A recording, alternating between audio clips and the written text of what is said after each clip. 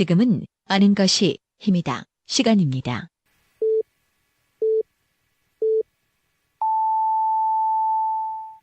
Welcome to the best podcast. Knowledge is power. 2019년 3월 18일 월요일 방송분입니다. 5시 현대사람 월요일 순서 함께 하십니다. 키워드로 보는 뉴스 브리핑. 아는 것이 힘이다 팟캐스트 정진우 PD와 함께 진행하겠습니다. 어서 오세요, 정 PD. 네, 안녕하십니까. 정진호입니다. 오늘 첫 번째 키워드부터 살펴볼까요? 네, 오늘 첫 번째 키워드는 고양이에게 맡겨진 생선 가게라고 정해봤습니다. 예. 어떤 얘기입니까? 그 노동자들의 쉴 권리를 보장하기 위해 8시간 노동 후 의무휴식제가 시행되고 있죠.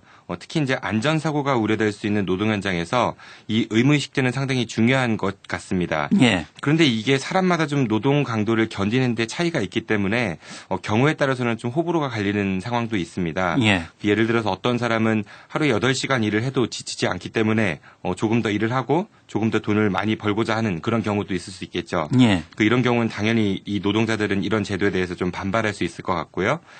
천안의 시내버스 기사들이 이런 상황에 좀 놓였었다고 합니다. 예. 8시간 의무휴식제가 엄격하게 시행되면서 월 평균 임금이 100만 원가량 줄어들 처지가 되었었고 이에 기사들이 이제 파업을 벌이려고 했다고 합니다. 예. 일을 하기 위해서는 휴식이 반드시 필요하지만 더군다나 이 시내버스 기사들은 안전과 직결되는 그런 일을 하고 계신 분들이잖아요. 네, 본인뿐 아니라 승객들까지 책임져야 되니까요. 예. 그렇지만 또 이렇게 휴식 시간이 늘어나면서 급여가 줄어든다. 이 부분은 또 이분들에게 입장에서는 불만일 수밖에 없는 그런 상황인 것 같군요. 네, 그렇습니다.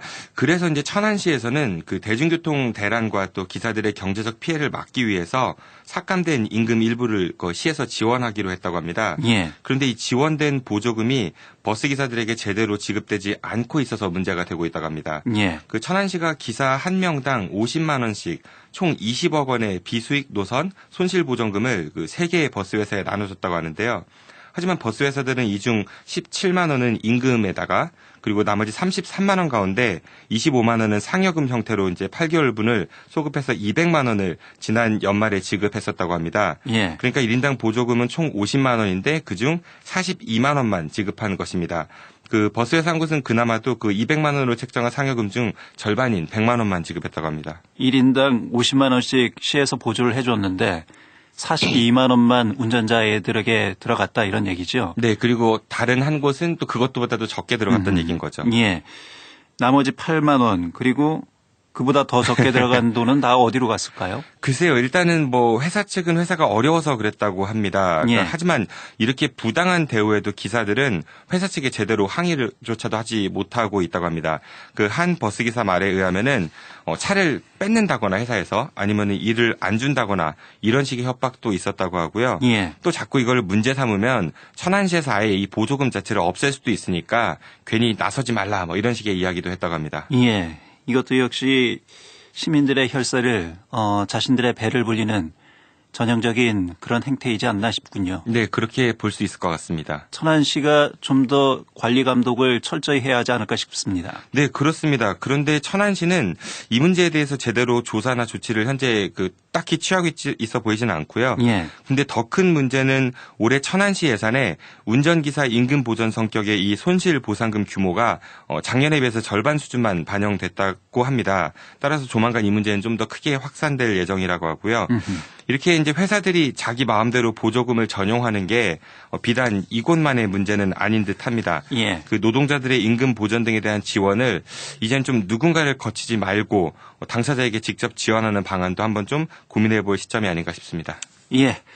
두 번째 키워드 살펴보죠. 네, 두 번째 키워드는 불편한 진실로 정해봤습니다. 예. 불편하지만 마주할 수밖에 없는 진실. 마주해야죠. 네, 어떤 한번 얘기입니까? 좀 살펴볼 필요가 있을 것 같은데요. 대전시가 2017년도부터 시행해온 대표적인 청년 복지 정책이 있습니다. 바로 청년 취업 희망 카드 사업인데요. 대전에 6개월 이상 거주하고 있는 만 18세에서 34세 청년으로 고등학교나 대학교 혹은 대학원을 졸업했거나 아니면 중퇴한 지 2년이 지난 청년들 혹은 휴학생 포함해서 그 졸업 학년에 걸쳐 있는 대학생, 대학원생들, 재학생들 중 가구 중위소득 150% 미만인 미취업 청년들을 지원 대상으로 하고 있다고 합니다. 예. 요즘 뭐 청년들의 문제가 워낙 심각하다 보니까 이런 제도는 상당히 뭐 긍정적으로 볼 수가 있는 부분이긴 합니다. 네, 그렇습니다. 예, 뭐 뒤에 이제 실효성을 분명히 또 따져봐야 하겠습니다만 구체적인 지원 내용은 어떻습니까? 네, 대전시는 그 앞서 말씀드린 그 지원 대상 중에 총 2,500명을 선정해서 매월 50만 원씩 총 6개월간 300만 원을 지원할 예정이라고 합니다. 예. 이건 작년보다 좀 오른 금액이라고 하는데요. 작년에는 1인당 30만 원씩 총 180만 원을 지원했다고 하니까 올해는 이제 그 20만 원이 오른 거죠. 그리고 이제 취업에 성공하게 되면 취업 성공금으로 50만 원을 또 별도로 지원할 예정이라고 합니다. 예. 이건 시에서 직접 돈으로 줍니까? 아닙니다. 그건 아니고요. 예. 지원받는 청년들의 통장으로 이렇게 돈을 보내주는 게 아니라 카드를 발급해 주는 것입니다. 그렇기 때문에 좀 사용처에도 약간의 제약은 있긴 한데요. 이 카드는 이제 학원 수강료나 도서 구입비, 각종 시험 응시료 등 이제 취업 준비를 위한 직접 활동비와 식비, 교통비 등의 간접 활동비에 사용할 수 있다고 합니다. 예. 지금까지 들은 바로는 뭐 특별히 불편해 보이진 않습니다. 근데 뭐 어떤 부분이 또 불편한 부분이 있기 때문에 불편한 진실로 키워드를 잡았겠죠? 네, 제도 취지는 정말 좋습니다. 근데 그 안을 들여다보면은 조금 여기저기서 불편한 부분이 눈에 띄긴 합니다. 네. 예. 먼저 대전시의 이 청년 취업 희망카드 예산은 전년에 비해서 많이 줄어들었습니다. 예산이 줄었다라는 얘기죠? 네. 예, 청년 문제는 더 심각해지는데 예산은 줄었다. 뭐 지원금이 30만 원에서 50만 원으로 늘었다고 하지 않았습니까? 네, 맞습니다. 1인당 최대 지원금은 늘었지만요. 지원 대상 인원이 좀 대폭 줄었습니다. 예. 그러니까 작년까지는 총 6천 명을 대상으로 1인당 월 최대 30만 원씩 6개월이니까 그렇게 지원한다고 했었는데 올해부터는 2,500명이니까 그러니까 절반 이상이 줄어드는 셈이죠. 예. 이 2,500명을 대상으로 1인당 월 최대 50만 원씩 6개월을 지원하는 것이니까 총 예산이 108억 원에서 75억 원으로 33억 원 정도가 줄어든 셈입니다. 1인당 지원 금액은 늘리고 전체 대상 인원수는 줄이고 글쎄요, 이게 좋은 걸까요? 나쁜 걸까요? 네, 좀 저도 그래서 이 부분 관련해 가지고 대전시 관계자에게 좀 전화로 물어봤습니다. 예. 그랬더니 대전시 관계자는 그 올해부터 고용노동부에서도 이와 유사한 지원 제도가 생겼고 고용노동부 사업으로 대전에 총 3천 명에게 이런 지원을 할 수 있게 되어서 지원 대상자 수를 줄였다는 그런 대답을 했습니다. 예. 하지만 고용노동부 사업은 학교 졸업이나 중퇴 후 2년 이내의 청년들을 대상으로 하는 사업이고요. 대전시 사업은 졸업이나 중퇴 2년이 경과된 청년들을 대상으로 하는 사업이니까 이게 대상 자체가 중복되는 것은 아닙니다. 예. 정책은 예산으로 말한다 이런 얘기가 있지 않습니까? 네. 예. 이렇게 되면 정책의 실효성에 대해서 약간 또 뭐 의문부호표를 붙이지 않을 수가 없는 그런 상황일 수도 있겠군요. 네, 그 보도된 자료들을 보면은 그 지원액이 늘렸다라고 이야기를 하지만 실제로는 전체 예산이 줄은 거니까 좀 지나치게 포장된 게 아니냐 이런 생각이 좀 들기도 하고요. 예. 이 제도 자체가 좋은 거라고 이야기를 했으니까 그러면은 적어도 예산을 줄이기보다는 그대로 뒀어도 되지 않을까 이런 생각이 좀 들긴 했습니다. 이게 이제 좋은 복지 모델이라고 열심히 홍보를 했는데 예산을 줄인다는 거는 아무래도 좀 대전시의 청년 복지에 대한 철학이 저는 좀 아쉽게 느껴졌었고요. 예. 이 청년 취업 희망카드에 대해서는 조금 더 드릴 말씀이 있는데요. 오늘 시간 관계상 이 정도로 말씀을 드리고 다음 시간에 이어서 하도록 하겠습니다. 예. 그래도 이게 좋은 제도임에는 분명하니까 이 방송 듣고 계신 청취자분들께서는 좀 주위에 널리 알리셔가지고 예. 이 혜택을 꼭 받으셨으면 좋겠습니다. 문제점이 있다고 해서 저희가 이 제도를 폐지하자 이렇게 얘기하는 건 아니잖아요. 전혀 아닙니다. 좀 더 보완을 할 필요성이 있다 이런 얘기잖아요. 그리고 지원받는 예. 사람의 입장을 우리가 좀 고려해서 이런 제도가 좀 운영됐으면 좋겠다는 말씀을 덧붙여 드립니다. 예. 팟캐스트 하는 것입니다. 정진호 PD와 함께했습니다. 정 PD 수고했습니다. 고맙습니다. 2019년 3월 19일 화요일 방송분입니다. 3월 19일 화요일 5시엔 대세남 시작합니다. 키워드를 보는 뉴스 브리핑 팟캐스트 하는 것입니다. 정진호 PD와 함께합니다. 어서 오세요, 정 PD. 네, 안녕하십니까. 정진호입니다. 예. 첫 번째 키워드부터 살펴보죠. 네, 오늘 첫 번째 키워드는 혹시나 했다가로 정해봤습니다. 혹시나 했더니 역시나 이겁니까? 더 큰 일이 벌어질 수도 있습니다. 어떤 내용입니까? 그 예전에 비해서 그 개인 저작물의 지적 소유권에 대한 권리가 강화되고 있는 게 요즘 추세인데요. 예. 개인의 창작물 역시 그 창작자의 소중한 재산이므로 반드시 보호받아야 하는 거는 맞습니다. 하지만 그 인터넷을 통해서 여기저기 떠돌아다니는 이른바 이제 무료 사용이 가능하다고 알려진 일부 창작물들이 실제로는 완전 무료가 아닌 아주 제한적인 경우에만 무료인 경우가 많아서 사용에 이제 주의를 해야 된다. 뭐 이렇게 이런 이야기들이 있습니다. 예. 그런데 이런 사례도 있다고 합니다. 그 우리 지역에서 블로그를 운영하고 있는 한 블로거가 얼마 전 이미지를 그 원작자의 동의 없이 무단 사용했다는 내용의 이메일을 한 통 받았다고 합니다. 예. 그 이메일에서 자신을 개인 작가라고 밝힌 그 사람은 법적으로 문제 제기는 하지 않을 테지만은 자신이 만든 이미지를 사용하지 말아달라 뭐 이렇게 이야기를 했다고 합니다. 문제 제기하지 않을 테니 이번은 봐주겠다. 네, 뭐 그렇게 해석할 앞으로는 수 있을 것 사용하지 같습니다. 말라. 네. 예. 이거 지적재산권과 관련해서는 아주 뭐 중요한 일이고요. 당연히 네. 보호받아야 할 권리이죠. 지적재산권은. 네, 그렇습니다. 예. 그런데 뭐가 문제가 됐을까요? 네, 여기까지만 보면은 그래도 그 원작자가 좀 관용을 베푼 것처럼 보이지 않습니까? 예. 뒷이야기를 들으시면 좀 깜짝 놀라실 수도 있을 것 같습니다. 그러면서 이 원작자라는 사람은 그 이메일에 해당 블로거가 사용하고 있는 자신의 이미지 목록이라면서 그 PDF 파일을 하나 첨부했다고 합니다. 예. 그래서 이 블로거는 자신이 무단으로 사용한 이미지가 무엇인지를 좀 확인하려고 해당 첨부 파일을 열어봤다고 합니다. 이 해당 첨부 파일을 열어본 것이 또 뭔가가 발생을 했다라는 얘기일 것 같은데요. 네, 그렇습니다. 이 블로거가 해당 첨부 파일을 다운로드 받아서 압축을 좀 풀어봤더니 해당 파일은 그 도용된 이미지 목록이 있는 PDF 파일이 아니라 랜섬웨어였다고 합니다. 랜섬웨어. 네네. 예. 이 랜섬웨어가 뭐 혹시 모르시는 분들도 계시니까 간략하게 좀 소개를 먼저 좀 해주실까요? 네, 이 랜섬웨어는 그 시스템을 잠그거나 그 데이터를 암호화해서 이제 컴퓨터 주인이 컴퓨터를 사용할 수 없게 만드는 일종의 악성 프로그램입니다. 예. 이거에 감염이 되면은 자신의 정보를 열어볼 수가 없습니다.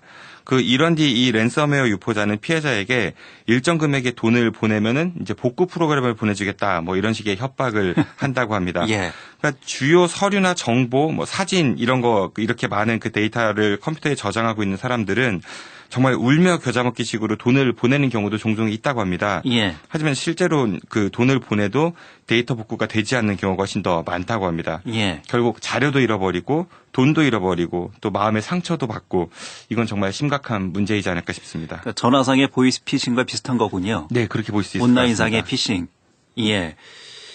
글쎄요, 뭐 이런 첨부 파일이 이런 메일이 오면 저 같아도 뭐 열어보지 않을 수 없을 것 같습니다. 네, 아무래도 사람 마음이라는 게 그렇죠. 예, 그럴 수 있겠죠. 예.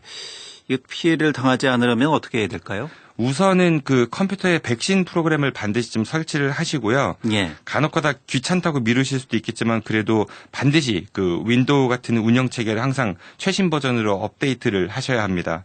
그리고 정말 중요한 자료는 그 외장 하드라든지 아니면 클라우드 같은 데 별도로 저장을 해서 정기적으로 좀 백업을 해놓으시는 게 피해를 최소화할 수 있을 것 같고요. 예. 무엇보다도 모르는 사람에게 온 첨부 파일이나 아니면 휴대폰에 그 문자 메시지 링크 같은 거 있지 않습니까? 예. 가급적이면 클릭을 하시 않는 것이 중요할 것 같습니다. 예. 또 한 가지는 이런 개인 창작물, 이미지 같은 거를 그냥 쉽게 갖다 쓰시는 분들도 많이 계시거든요. 이런 네. 부분들도 좀 주의를 하셔야 되겠군요. 네, 그렇습니다. 예.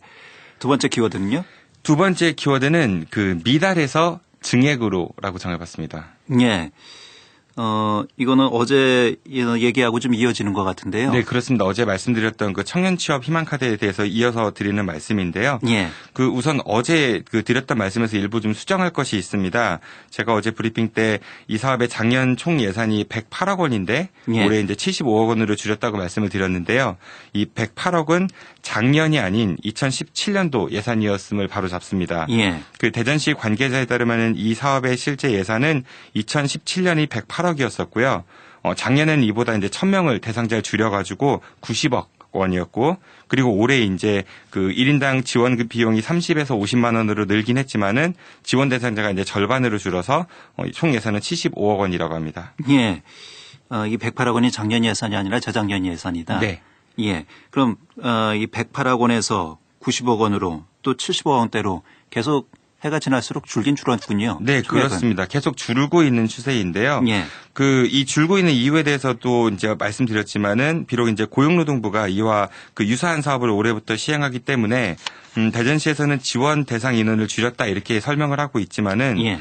고용노동부 지원 대상은 학교 중퇴나 졸업한 지 2년 이내에 해당되는 청년들이고 대전의 청년 취업 희망카드 지원 대상은 학교를 중퇴하거나 졸업한 지 2년이 경과된 청년들이기 때문에 지원 대상자가 중복되는 게 아니라서 이게 전체 예산을 줄인 것에 대해서 반드시 좀 설득력 있는 이유는 아닌 것 같습니다. 예. 이에 대전시 관계자는 지원 대상자 수를 이제 지속적으로 줄인 또 다른 이유가 여기에 신청한 청년들의 수가 이제 과거에 봤을 때 좀 미달되었기 때문이다 이렇게 이야기하고 있습니다. 좋은 제도이기 때문에 많은 청년들이 신청하지 않았을까 이런 생각을 할 수밖에 없는데 실질적으로는 지원자가 미달이 됐다라는 얘기인가요? 네, 그렇습니다. 2017년에는 6천 명을 모집했는데 실제로 서류를 완벽하게 구비해서 신청한 청년이 4,886명이었다고 합니다. 예. 그리고 그중에 이제 자격 요건이 부합돼서 지원받은 자금 지원을 받은 사람은 3,839명이었다고 합니다.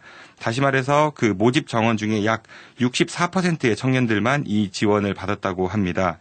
작년에는 이보다는 사정이 조금 더 나아져서 다 차진 않았지만은 거의 5천 명에 근접한 수의 청년들이 이 사업에 지원을 받았다고 합니다. 예. 대전의 청년 수 이런 걸 고려를 해보면 5천 명, 6천 명 정도면 충분히 도달할 수 있는 그런 숫자가 아닐까 싶은데요. 훨씬 더 인구수로는 많을 거라는 생각도 예. 충분히 많을 수 있겠지요. 근데 지원자 수가 적어서 지원 대상자 예산을 줄였다는 거는 물론 행정당국 입장에서의 나름의 이유는 될 수 있겠지만은 정말 이제 대전시가 이 사업과 청년복지에 대한 철학이 좀 확고했다면은 예산을 줄이는 것보다 많은 사람들에게 이걸 알려서 혜택을 받도록 해야 되는 게 맞지 않은가 그런 아쉬움이 좀 있는 것 같습니다. 몰라서 지원 못한 사람들도 많다 이런 얘기죠. 상당수 있는 것 같습니다. 예. 이 카드 청년 취업 희망 카드 지원하려면 어떻게 해야 됩니까? 우선은 조건이 몇 가지 있습니다. 우선은 대전에 6개월 이상 거주하고 있는 만 18세에서 34세까지의 청년이어야 하고요.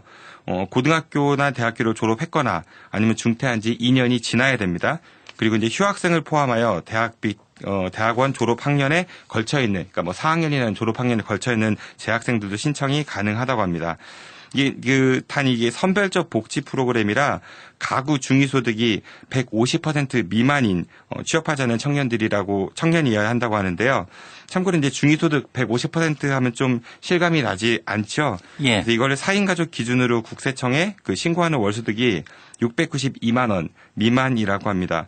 이것도 확인하시기 좀 어려우시면은 매달 내는 건강보험료 액수를 좀 확인하시면 되는데요. 4인 가족 기준 직장 가입자는 월 20만 9,322원, 그리고 이제 지역 가입자는 월 23만 1,505원 미만이면 가능하다고 하니까 좀 참고하시기 바랍니다. 예. 제출하는 서류나 신청 과정 까다롭지 않은지 간략하게 좀 얘기해 주시죠. 네, 그렇게 까다로워 보이지는 않고요. 우선 신청은 대전시 홈페이지 통해서 하실 수 있고, 그리고 온라인으로 서류를 첨부해서 할 수 있으니까요. 그렇게 어렵지는 않습니다. 그리고 인터넷에 또 올라와 있는 구직활동 계획서 이런 것들을 작성하시면 된다고 합니다. 예. 이게 자격 요건만 충족이 되면은 혜택을 받으실 수 있으니까요. 선착순이니까 좀 많은 신청을 하셔가지고 받으시면 좋을 것 같고요. 그리고 중요한 점은 6개월이라는 한시적인 기간 동안에 몇십만 원씩 지원해주는 게 청년 문제의 본질은 아닐 것 같습니다. 대전시가 좀 좋은 일자리를 많이 만들어서 청년들이 떠나지 않게 그렇게 했으면 좋겠습니다. 그게 근본적 문제 해결 방안이죠. 네, 그렇습니다. 예. 키워드를 보는 뉴스 브리핑 팟캐스트 하는 것입니다. 정진호 PD였습니다. 수고했습니다. 고맙습니다. 2019년 3월 20일 수요일 방송분입니다. 5시 엔데스남 수요일 순서 함께 하십니다. 키워드로 보는 뉴스 브리핑 진행합니다. 팟캐스트 하는 것입니다. 정진호 PD 나왔습니다. 어서 오세요. 네, 안녕하십니까. 정진호입니다. 첫 번째 키워드부터 살펴보죠. 네, 오늘 첫 번째 키워드는 시작이 반으로 정해봤습니다. 예. 어떤 얘기입니까? 네, 전국 최초의 지방자치단체들의 정치적 협치 모델인 대전판 여야정 협의체 구성이 실현될 가능성이 엿보인다고 합니다. 예. 더불어민주당 대전시당 등을 비롯해서 자유한국당, 바른미래당, 정의당 대전시당, 그리고 대전시 등이 각각 필요성에 공감을 해서 처음 논의가 시작되었던 이 대전판 여야정 협의체는 말만 나왔을 뿐 그 이후에 큰 진전을 보이지 못했었는데요. 예. 더불어민주당 대전시당은 이를 위한 정당 간의 협의를 먼저 하자 이런 입장이었던 반면 자유한국당 대전시당하고 바른미래당 대전시당은 이 협의체가 말뿐이 아닌 실질적 역할을 하기 위해서는 반드시 대전시가 이제 주도를 해서 구성돼야 된다 이렇게 주장하면서 논의 자체가 멈춰 있었다고 합니다. 예. 이 얘기가 지난해에 나왔던 것으로 기억을 하고 있는데요. 네, 그렇습니다. 일단 각 당은 총론에서는 일정한 부분 이제 동의를 하지만 어떻게 추진하느냐 이 방법상에서 이 강론에서 좀 입장 차이가 있는 거죠. 네, 그렇습니다. 이런 입장차는 내년으로 다가온 총선으로 인해서 예민해진 정치 환경도 한 몫을 했던 것 같긴 한데요. 예. 하지만 이제 지난주 한 방송사의 토론 프로그램에서 정의당 대전시당 김윤기 위원장이 좀 물꼬를 트기 위해서 먼저 정당 간 협의부터 시작하자고 이제 육동일 자유한국당 대전시당 위원장에게 제안을 했고, 이에 육동일 위원장이 대전시가 협의체에 참여하는 모델을 전제로 한다면은 정당 간 실무 협의를 시작해 보자고 화답을 하면서 이 논의가 본격화될 전망이라고 합니다. 예. 그러면 이 각 정당 간 여정 협의체와 관련해서는 본격적으로 논의가 되는 건가요? 네, 그렇게 볼 수 있을 것 같습니다.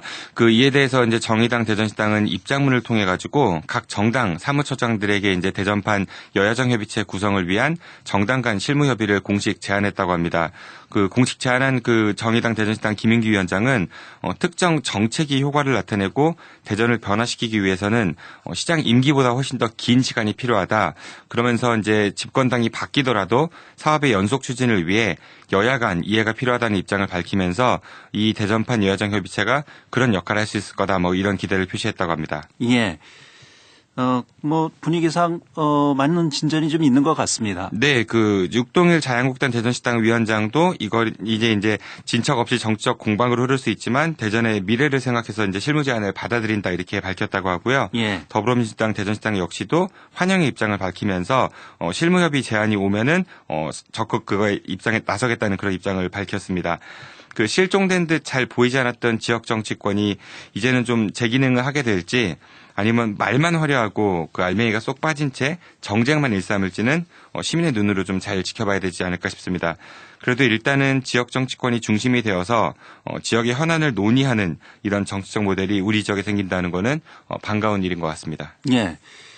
요즘 우리 정치를 보면서 많은 분들이 참 답답해 하잖아요. 미세먼지만큼이나. 네, 피로감을 굉장히 많이 느끼죠. 예, 갈등을 유발하는 정치. 과연 이 대전형 협치 모델, 갈등을 조정할 수 있는 정치의 본연의 역할을 할 수 있는 그런 모델을 만들어낼지 관심을 갖고 기대를 갖고 지켜봐야 되겠습니다. 네, 두 눈 부릅뜨고 지켜보겠습니다. 예. 두 번째 키워드 살펴보죠. 네, 두 번째 키워드는 2차 산업혁명 특별시라고 정해봤습니다. 4차 산업혁명이 아니고요? 네, 2차 산업입니다. 과거로 다시 돌아갑니까? 요즘 여러 곳에서 가장 많이 등장하는 말 중 하나가 바로 4차 산업혁명입니다. 예. 근데 4차 산업혁명이 뭔지 제대로 알고 계시는 분들이 과연 몇이나 될지 좀 궁금하긴 하거든요. 예. 혹시 아나운서께서는 어떻게 이해하고 계시는지요? 예. 그냥 이해하는 걸로 치지요. 네, 이 4차 산업혁명이란 말의 정확한 정의가 아직 내려진 바는 없다고 합니다. 예. 하지만 이제 빠른 기술의 진보로 인해서 이 4차 산업혁명이란 말이 여기저기에서 사용되고 있는데요. 잠깐 좀 설명을 드려보자면은 1차 산업혁명은 그냥 우리 흔히 말하는 산업혁명입니다. 그래서 증기기관 발명으로 인해서 인류의 산업이 이제 농업에서 공업으로 전환된 시기를 뜻하는 거고요. 2차 산업혁명은 이 증기기관에서 이제 에너지원이 전기와 석유로 전환된 것을 뜻합니다. 그러면서 생긴 기술 혁신들, 예를 들어서 컨베이어 벨트를 이용한 전화기, TV, 자동차 등의 대량 생산을 뜻합니다. 예. 3차 산업혁명은 디지털과 컴퓨터, 인터넷 등으로 대표될 수 있다고 볼 수 있는데요. 유명한 미래학자인 엘빈 토플러가 이를 이제 제3의 물결이라고도 했었죠. 우리가 흔히 얘기하는 정보기술, 즉 이제 IT가 여기에 해당된다고 볼 수 있을 것 같습니다. 예. 이 4차 산업혁명을 아직 학계에서는 공식적인 용어로 인정하지는 않고는 있습니다만 네네. 어쨌든 우리가 지금 많이 쓰고 있는 용어이긴 하고요. 네. 어쨌든 첨단 산업, 지금 이후에 발전할 수 있는 첨단 산업을 이제 4차 산업혁명으로 이렇게 명명하지 않습니까? 네, 그렇습니다. 예. 그런데 오늘 키워드하고 이 4차 산업혁명하고 어떤 관련성이 있어서 또 이렇게 설명을 하셨는지. 이게 이제 규정된 바는 없지만은 우리 많은 분들이 아직 머릿속에 어떤 건지에 대한 구체적 생각들이 없기 때문에 제가 이제 말씀을 드리는 거고요. 예. 대전이 이제 4차 산업혁명 특별시라고 현재 자처를 하고 있습니다. 근데 이제 이 4차 산업혁명이 뭔지를 알아야 좀 그거를 표방하든 집중하든 하지 않겠습니까? 예. 그래서 제가 간단한 좀 예시를 들어드리면요. 요즘에 5G 이야기가 굉장히 많이 나오고 있습니다. 예. 이게 이제 5 제네레이션, 그러니까 5세대 통신망인데요. LTE로 불리는 4세대, 4G보다는 약 20배 빠른 정보통신망이라고 보시면 될 것 같습니다. 이게 중요한 이유가 요즘 우리 또 많이 등장하는 게 자율주행 자동차 이야기가 많지 않습니까? 예. 이게 이제 자율주행을 하려면은 자동차 하나에만 인공지능을 심어서는 안 됩니다. 그 자동차가 이제 도로 위를 달릴 때 만날 수 있는 각종 사물들, 뭐 예를 들어 가지고 신호등 같은 곳에도 이제 인공지능이 설치돼야만이 그게 이제 실시간으로 서로 정보를 주고받으면서 이 자율주행이 완성되는 거죠. 그 이런 거를 IoT라고 뭐 사물 인터넷 이렇게 얘기를 하는데요. 예. 모든 사물에도 인터넷이 깔린다 뭐 이런 이야기입니다. 그래야 이제 서로 간의 통신이 가능하겠지요. 근데 만일 이제 자율주행 자동차가 다른 사물들과 통신하는데 처리 속도가 1초라도 지연된다면 어떤 일이 벌어질까요? 사고가 발생할 수밖에 없겠죠. 이게 굉장히 위험할 수 있습니다. 그래서 이 5G 처리 속도는 이제 거의 동시에 이루어지기 때문에 획기적인 기술의 진보라고 볼 수 있습니다. 아직 정확한 정의가 없지만은 이런 걸 활용해서 다양한 산업을 만들어내는 거를 4차 산업혁명이라고 볼 수 있는데요. 자, 그렇다면 현재 대전시가 추진하고 있는 사업들과 이 4차 산업혁명 특별시라는 이름과 어떤 연관성이나 기대를 좀 해볼 수 있을까요? 어제 대전에서 논산 가는 방향에 있는 평촌 산업단지에 1조 7천억 원 규모의 이제 복합 발전단지 유치를 위한 MOU를 체결했다. 뭐 이런 소식을 발표했습니다. 예. 그러면서 이는 대전 역대 최대 수준의 투자 유치이고 일자리 창출과 세수 확대가 예상된다면서 대대적으로 좀 홍보를 했다고 합니다. 예. 대전시가 4차 산업혁명을 표방하지만 결과적으로는 2차 산업혁명에 맞는 그런 산업을 유치하고 있다 뭐 이런 얘기인가요? 네, 그렇게 볼 수도 있을 것 같습니다. 물론 이제 새로운 산업을 만드는 게 정말 어려운 일입니다. 쉬우면 누구나 할 수 있겠죠.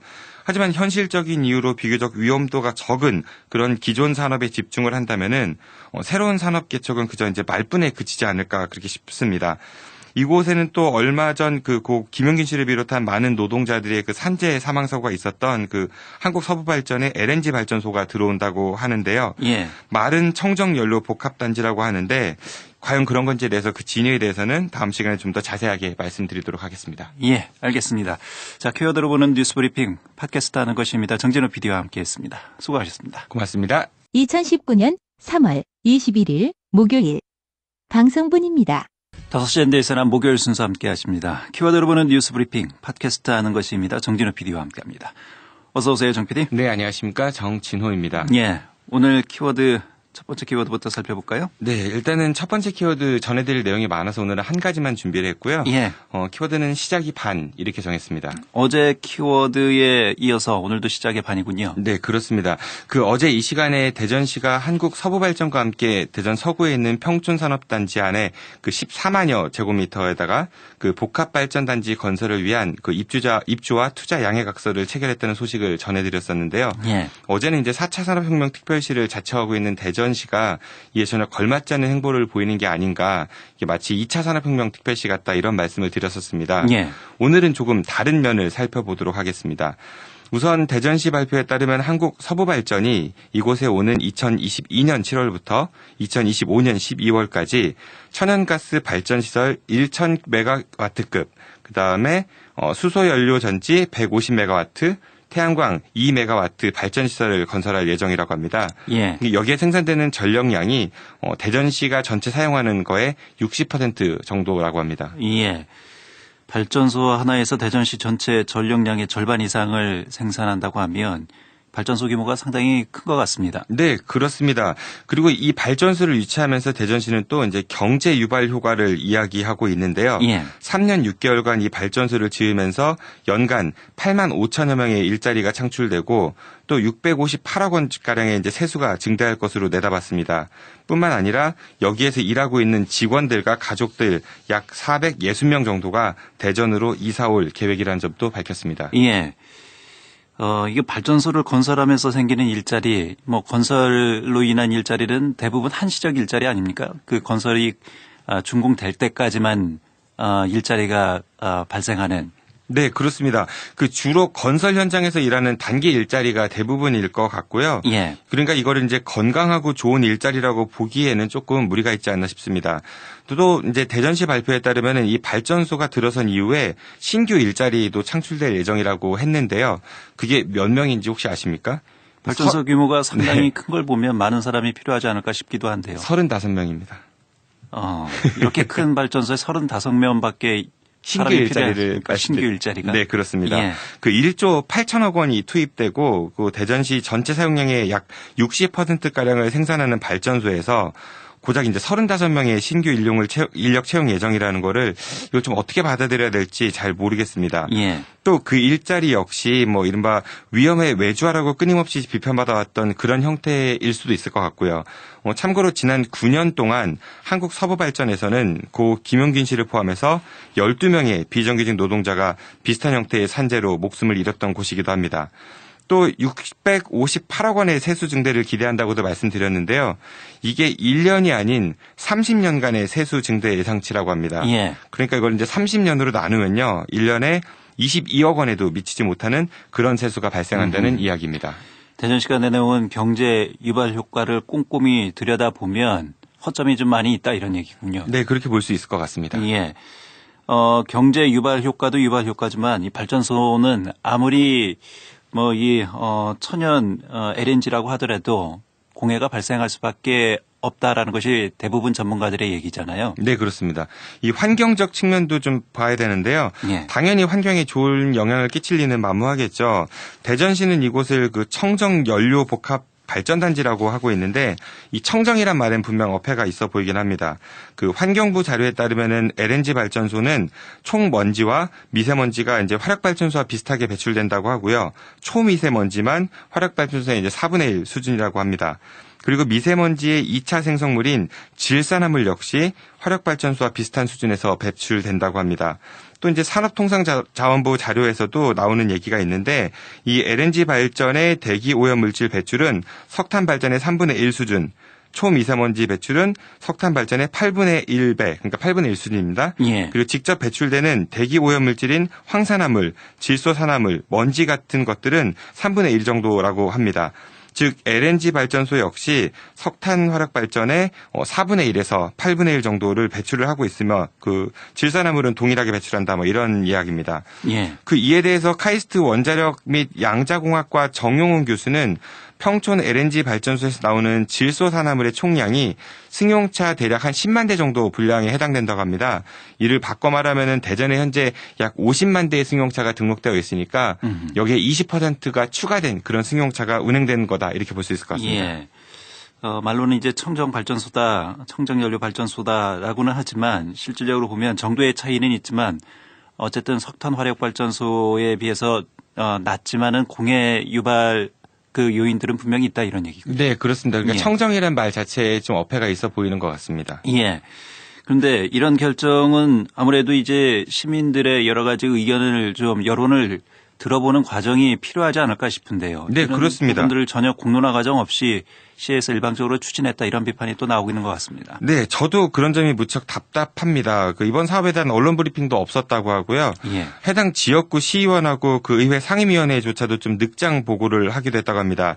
이에 대해서 복수의 대전시 의원들이 강한 불만을 나타내고 있다고 하는데요. 한 대전시 의원은 다른 거 할 때는 언론 동원해서 대대적으로 홍보하더니 대전시 말대로 1조 8천억 원이나 투입되는 좋은 사업이라면은 왜 시장이 쉬쉬하고 있는지 모르겠다 이렇게 비판을 했다고도 하고요. 또 다른 시의원은 대전시가 기성동 지역 주민의 일자리가 창출된다고 주장하고는 있지만 실제로는 굉장히 부풀려져 있다. 발전소 인력은 엔지니어 등 그 전문 기술인이 대다수를 차지할 것이고 예. 주민들에게는 청소 및 단기 용역 등 그런 허드렛 일만 시킬 거 아니냐 뭐 이렇게 강하게 따져 물었다고 합니다. 새로운 대전 시민의 힘으로라는 대전시의 슬로건이 좀 무색해 보이는 순간인 것 같습니다. 예. 알겠습니다. 퀴어 들어보는 뉴스 브리핑 오늘 여기까지 하겠습니다. 팟캐스트 아는 것이 힘이다. 정진호 PD였습니다. 수고하셨습니다. 고맙습니다. 2019년 3월 22일 금요일 방송분입니다. 5시엔 대세남 금요일 순서 함께 하십니다. 오늘 금요일은 정치 토크가 있는 날입니다. 잠시 후에 자유한국당 대전대덕구 정용기 의원 모시고 현 정국에 대한 입장 그리고 지역 현안에 대해서 말씀을 좀 나누는 시간을 갖도록 하겠습니다. 좋은 의견 있으신 분들은 문자로 함께 참여해 주시면 감사하겠습니다. 단문 50원, 장문 100원에 유료 문자 샵 2309로 의견을 보내주시면 됩니다. 샵 2309번이고요. 그리고 페이스북과 카카오톡 플러스 친구 5시엔 대선하면서도 참여 가능합니다. 의견 남겨주시면 3분을 선정해서 소정의 모바일 상품권을 보내드리겠습니다. 그리고 오늘은 유튜브를 통해서 그리고 페이스북을 통해서 보이는 라디오 진행됩니다. 페이스북은 대세남, 유튜브는 KBS 대전 라디오로 검색해서 들어오시면 보이는 라디오 함께 하실 수가 있습니다. 많은 참여 부탁드리겠습니다. 키워드로 보는 뉴스 브리핑 진행합니다. 팟캐스트 아는 것입니다. 정진호 PD와 함께합니다. 어서 오세요, 정 PD. 네, 안녕하십니까. 정진호입니다. 예, 첫 번째 키워드는요? 네, 오늘 첫 번째 키워드는 남들만큼이라도라고 정해봤습니다. 이거 학부모들이 자녀들한테 많이 하는 말인데요. 그런 내용입니까? 그런 내용은 아니고요. 예. 그 대전 신용보증재단의 기본 재산 규모가 다른 지역보다 상대적으로 적은 것으로 나타났다고 합니다. 예. 그 대전 신용보증재단에 따르면은 지난해 12월 말 기준 기본 재산이 1,003억 2,800만 원 정도라고 하는데요. 이를 바탕으로 해서 중소기업이나 소상공인의 보증 지원을 해준 총액이 지난해까지 5,823억 8,400만 원이라고 합니다. 다른 지역에 비해서 상대적으로 적다는 겁니까? 아니면 절대적으로 적다는 얘기입니까? 상대적으로 적다는 이야기입니다. 예. 말씀하셨듯이 이제 소상공인 중소기업을 위한 이런 역할을 하는 곳인데 이렇게 재원이 적다면 그만큼 지원 규모도 적어질 수밖에 없다 이렇게 이해될 수밖에 없는 상황이군요. 네, 그렇습니다. 그 말씀하신 것처럼 그 담보 여력이 좀 부족한 중소기업이나 소상공인들은 이제 은행에서 대출을 받기가 무척 좀 까다롭습니다. 예. 그 이들에게 보증서를 발급해 주는 곳이 바로 신용보증기금하고 신용보증재단인데요. 신용보증기금은 중앙정부에서 운영을 하고 있고 그리고 신용보증재단은 지방정부에서 운영하고 있다고 보시면 될 것 같습니다. 예. 특히 최근 그 시중은행권의 그 기업 대출 규제 강화 등의 분위기 속에서 지역의 이제 중소기업하고 소상공인들에게는 이 신용보증재단의 보증 업무가 더욱 중요하게 작용하고 있다고 하는데요. 예. 그런데 신용보증재단은 대전의 신용보증재단은 기본 재산 규모가 적기 때문에 그 보증서를 발급해줄 여력도 그만큼 좀 떨어졌다고 볼 수 있을 것 같습니다. 기본 재산 대비 기본 재산 대비 보증 잔액을 의미하는 말이 바로 운용 배수라고 하는데요. 예. 이 대전 신용보증재단의 운영 배수는 5.8로 전국 15개 신용보증재단의 평균인 5.42를 웃도는 수준이라고 합니다. 즉 기본 재산보다 5.8배가 많은 규모의 보증서를 발급해줬기 때문에 신규 보증 여력이 그만큼 적다 이런 의미로 볼 수 있을 것 같습니다. 이 얘기는 그만큼 우리 지역의 중소기업이나 소상공인들이 혜택을 받을 그런 기회가 많이 좀 부족하다 이렇게 해석할 수가 있겠군요. 네, 더 다른 지역보다 좀 많이 부족하다 이렇게 볼 수 있을 것 같은데요. 예.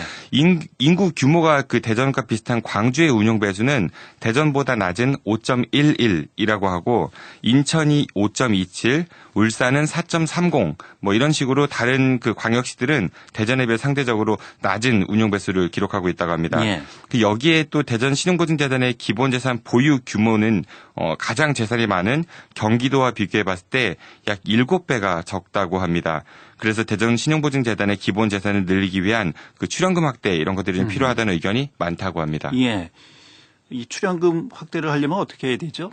이게 우선은 시에서도 출자를 할 수 있고요. 그리고 또 신용보증재단 같은 경우는 일반 시중은행권에서도 출자를 하고 있다고 이야기를 합니다. 예. 그 2016년도에 대전 신용보증재단의 출연금 가운데 그 대전시에서 출연한 돈이 41억 원 정도라고 하는데요.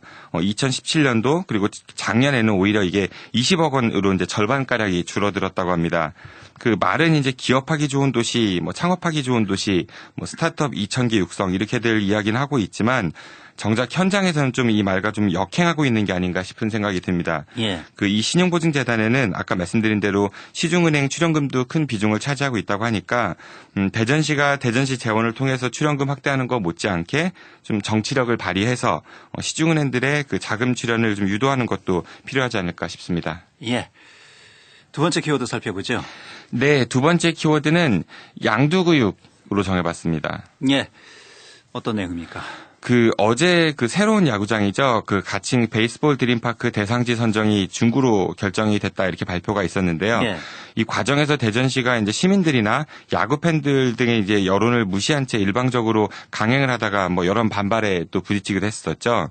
근데 비단 대전시가 공론 과정 없이 독단적으로 강행하는 그 대규모 사업은 이것뿐만은 아닌 것 같습니다. LNG 발전소 건설도 그렇고요. 예. 둔산 센트럴파크도 있고.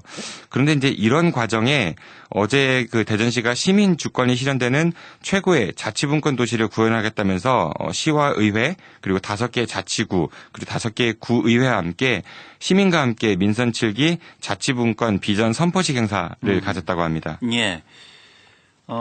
여기저기서 시민들의 여론을 무시한 채 강행된 사업들이 많은데 이 구호가 시민과 함께 민선 7기 이 구호가 좀 무색하다 이런 얘기죠. 네, 아마 대전시가 선포식을 굉장히 좋아하는 게 아닌가 이런 생각이 좀 들기도 하고요. 예. 허태정 시장 취임 이후 그동안 했던 선포식만 봐도 서울의 포시즌스 호텔에서 했던 대전 방문회 선포식, 문재인 대통령이 방문했을 때 했던 4차 산업혁명 특별시 선포식, 청렴사회 선포식, 성평등 의식 개선을 위한 위투게더 선포식 등 그동안 참 많은 선포식이 있었습니다. 예. 그런데 이런 선포식이나 선언, 협약보다 더 중요한 것은 이러한 철학과 의지가 현실에서 잘 반영되고 있느냐라는 점인 거죠. 아니면 적어도 잘못된 부분이 있으면은 개선하려는 그런 움직임이 좀 눈에 좀 띄게 보이냐 이런 부분인 것 같습니다. 근데 현재로서는 이게 그렇게 잘 되고 있다라고 보기에는 좀 어렵지 않나 이런 생각이 듭니다. 예. 화려한 말과 이 행사의 선포식이 아니라 내실을 좀 기해야 된다 이런 지적인 것 같습니다. 네, 그렇습니다. 어제 있었던 자치분권 비전 선포식에서는 4대 전략으로 시민 참여가 강화된 지방민주주의의 실현, 강력한 지방분권 기반 조성, 시정 정책 관리 역량 강화, 골고루 잘 사는 대전 구현을 발표했다고 합니다. 제발 좀 시민 참여가 좀 강화되고 그리고 예. 시정 역량도 강화되고 시민들 골고루가 잘 사는 그런 대전이 됐으면 좋겠습니다. 예. 키워드로 보는 뉴스 브리핑 지금까지 팟캐스트 하는 것입니다. 정진우 PD와 함께했습니다. 수고했습니다. 정 PD. 고맙습니다.